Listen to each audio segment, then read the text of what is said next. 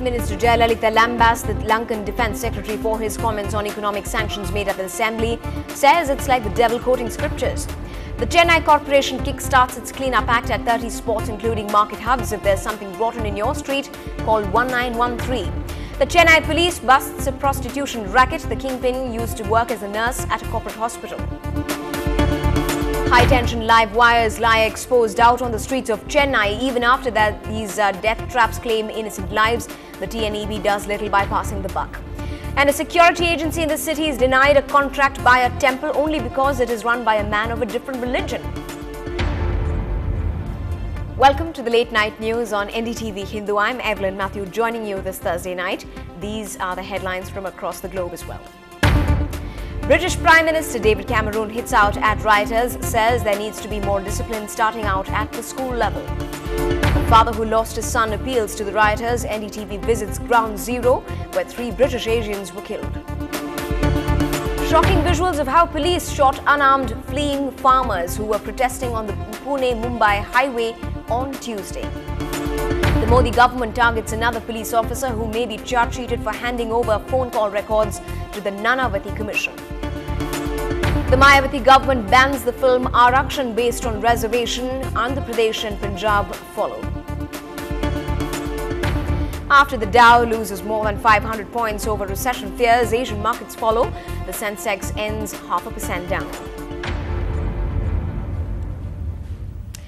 In a case of a political foot-in-the-mouth disease, Sri Lankan Defence Secretary Gotabaya Rajapaksa invited the wrath of many politicians in the Tamil Nadu Assembly today after his comment that the Assembly's resolution on economic sanctions against Lanka was driven by political advantage. The Assembly moved a special attention motion to condemn Gotabaya. Elections may be over in Tamil Nadu and the ethnic conflict in Lanka, but the issue is still a landmine. And after Sri Lanka Minister Gotabaya Rajapaksa said that Tamil Nadu Chief Minister passed a resolution against Sri Lanka's war crimes in Tamil Nadu Assembly for political advantage, political tempers were frayed. Angered by such comments, DMDK Presidium Chairman and Deputy Leader of Opposition Panruthi Ramchandran and other political leaders brought a special attention motion in Tamil Nadu Assembly. Senior political leaders condemned the Sri Lankan minister and called for centre's intervention on the issue, and Chief Minister Jayalalitha set out her agenda. இலங்கை தமிழர்களுக்கு மறுவாழ்வளிக்கப்படும் வரை, இலங்கை தமிழர்கள் தங்கள் சொந்த இடங்களில் மீண்டும் குடியமர்த்தப்படும் வரை, சிங்களர்களுக்கு இணையான அந்தஸ்து அவர்களுக்கு கிடைக்கும் வரை எனது தலைமையிலான அரசு ஓயாது என்பதையும்,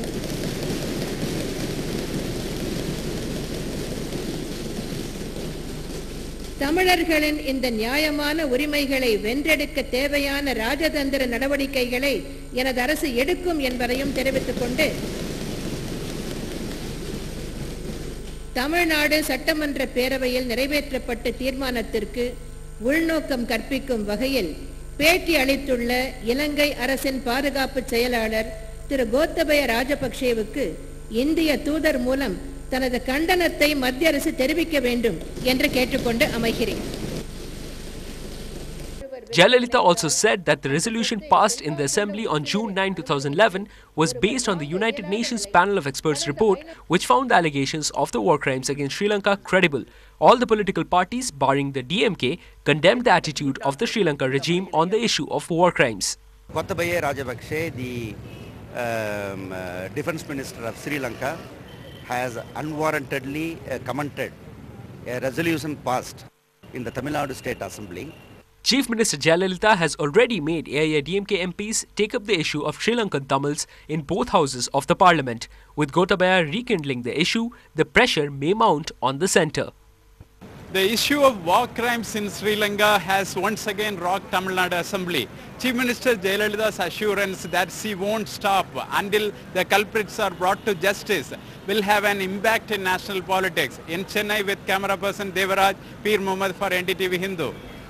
Moving to another of our special stories here on NDTV Hindu, gambling dens, yoga and beauty parlours doubling up as massage parlours and brothels run in commercial and residential areas. The sleaziest side of Chennai is keeping our cops busy. Last evening, Chennai police raided a number of gambling dens and also a hotel in Parry's Corner where a prostitution racket was run smooth as silk.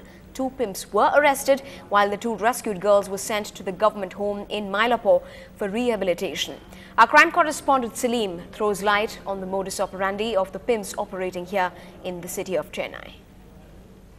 It was an anonymous call that made the cops see red, alerting them of flesh trade flourishing in the busy business area. Inspector Chellappa decided to go undercover and agree to be a client for a whopping 12,000 rupees an hour. Once the decoy reached the spot, the police followed and nabbed the pimp. Yes, that's a nurse all right, meant to tend to the sick. Police say she was working as a nurse in a well-known private hospital in the heart of the city. She sweet-talked many patients and transformed them into customers. She also established contact with the infamous Dr. Prakash and became a pimp with strong interstate contacts. Once a customer, now a pimp. Altaf, in the guise of a taxi driver, lured passengers. 2 young girls have been rescued from their custody. How do pimps like them operate? Simple. They target poor rural families, promise them 30,000 rupees a month and bring away the young girls and pocket a cool 30 lakhs a month themselves. The girls are switched once a fortnight and the offer of fresh faces keep the customers swelling. The police say that their hard work does not last long. The pimps who were detained under Gundas Act managed to come out on bail within 2 months with their strong social contacts. Police say the crackdown will continue in Chennai.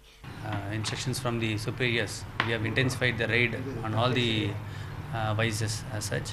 And example, we have gone all out against gambling, against this prostitution activities. The target, not just the brothel houses, but massage parlors, gambling clubs and overnight pubs. In Chennai with Salim, Evelyn Matthew for NDTV Hindu.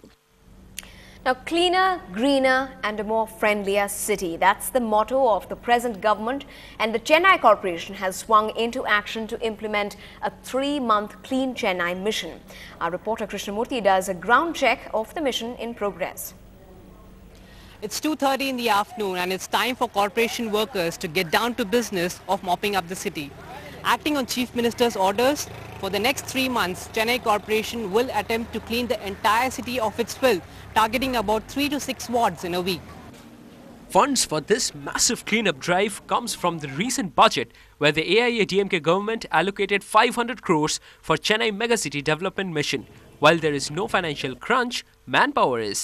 ஆமா அந்த இடங்கள்ல கொஞ்சம் சிரமம் இருக்கு எங்களுக்கு. ஏன்னா அவங்களுடைய tender வந்து முடிய போகுது அந்த கான்ட்ராக்ட் பீரியட். சோ அதுக்கு புதுசா டெண்டர் வைக்க போறோம். அவங்களுக்கு கொஞ்சம் இருக்கிற வேலையாட்கள் கம்மியாகறாங்க அதனால அவங்களுக்கு இருக்கின்ற மிஷனரிஸ் எல்லாம் கொஞ்சம் ரிப்பேர் ஆகுதுன்னு கம்ப்ளைண்ட்ஸ் இருக்கு. We have a problem, we are addressing it and we are trying to do it. And the corporation's clean drive will be transparent. The status would be updated on this website and residents can call the hotline 1913 if the civic workers fail to do the job.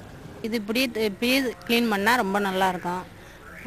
கொசு இதெல்லாம் சேராம பக்கம் பக்கம் இருக்கிறவங்க நல்லா சுத்தமாக நல்லா க்ளீனாக வச்சுக்கலாம். வாரம் வாரம் வந்து க்ளீன் பண்ணாங்கன்னா க்ளீனாக இருக்கும் நல்லா சுத்தமாகவும் இருக்கும் ரோடு பார்க்க அழகாகவும் இருக்கும். Meanwhile, Chennaites hope that the Clean Drive Chennai would be a regular feature. This is a massive attempt to beautify our city, but its success is only ensured when you and me contribute effectively to make our city Singara Chennai. With camera person Madan, this is Krishnamurthy for NDTV Hindu. Well, Krishna there doing his bit of practicing what he preaches now. After killer MTC buses, the overhead electricity lines and live cables could come a close second. More than 40 people in Tamil Nadu get electrocuted every month. Now, if that stuns you, here's the ultimate shocker. Such cases could have easily been avoided by the State Electricity Board had they been slightly proactive. Pratiksha Ramkumar brings you this special story. This is where 17-year-old Harish was electrocuted on the 6th of June. Had the TNEB officials acted in time, his life could have been saved. 30 minutes before he rode his cycle into a puddle, a live wire had fallen in the water. Alert residents informed TNEB officials, but no action was taken. 1 hour அப்படியே ரோட்லயே மருந்து கிடக்குறான். எங்களுக்கு கிட்ட விடல ஃபுல்லா police இருந்துகிட்டு கூட இன்னும் சப்ளை இருக்கு. அந்த கில்ட்டி should be punished. ஏன்னா அது negligence, pure negligence of police, corporation டிபார்ட்மெண்ட்டும் electricity department. Live wires posing a danger is not a rarity at all in Chennai. Last year, the residents of Puliyanthop held a protest after a 6-year-old boy touched an uncovered junction box, and very recently, a 7-year-old girl suffered an electric shock in Kandanchavadi. So I touched it, I got shocked, then I thought I was rolling down and falling. I'm standing now on a building on the main Kandanchavadi road, a building that houses a fancy store, a vegetable shop and a browsing center. And this is where a high power voltage line is actually passing by without any kind of insulation or protection, and it is so reachable that a person standing in this staircase can actually reach it without even trying. In fact, my finger right now is just a centimeter away from the wire. Shockingly, death from electrocution has only been on the rise in the state. A whopping 3,500 people have been electrocuted in Tamil Nadu in the last 10 years. 1,400 in Chennai alone. Doctors say the sheer number of electric shock victims is a huge cause of worry and warn that even mild electric shocks could have long-term effects on the body. It could be from instant death to serious life-threatening complications to a simple burn, patient just being thrown off. It could be quite variable. When contacted, this is what the Tamil Nadu Electricity Board said. Many contractors construct buildings without following proper guidelines. That is when buildings come very close to the transmission lines. We do work on shifting the posts when we get complaints. We know about situations only when we get complaints from residents. The lack or delay in response is only when our staff is attending to other work. The rules are clear. The onus on safety lies with the State Electricity Board. It has to ensure that overhead lines are secure. Obviously, that is not being done, even after hundreds of compensation claims have been decided in favor of the victims by the courts. The TNEB refuses to wake up and instead chooses to pass the buck. In Chennai, with camera person Raja Singh and Pratiksha Ramkumar, Evelyn Matthew for NDTV Hindu. Now, living up to the new government's promises on improving agricultural production in the state, Amma has told the Assembly today that the water resources are one sector that will have to be strengthened. She in fact added that close to 15.24 lakh acres of land will in fact benefit by the scheme to be implemented at a cost of 2,547 crores. Farmers in several districts are expected to also be benefited by this plan. தமிழகத்தில் உப வடிநில கட்டமைப்பு முறையில் ஒருங்கிணைந்த நீர்வள ஆதார மேலாண்மையின் மூலம் பாசன நீர் வழங்கும் சேவை மற்றும் பாசன நில வேளாண் உற்பத்தி திறன் ஆகியவற்றை மேம்படுத்துவதே இத்திட்டத்தின் நோக்கமாகும். தெரிவு செய்யப்பட்ட 60 உப வனநிலங்களின் 15,24,607 ஏக்கர் பாசன பரப்படங்கிய பாசன அமைப்புகளை நவீனப்படுத்துவதன் மூலம் பெருமளவு நீர் விநியோகத்தினை மேம்படுத்த இத்திட்டம் முனைகிறது. Plenty more news and updates from across the world and the country heading your way on the late night news. Do stay with us. We'll be right back.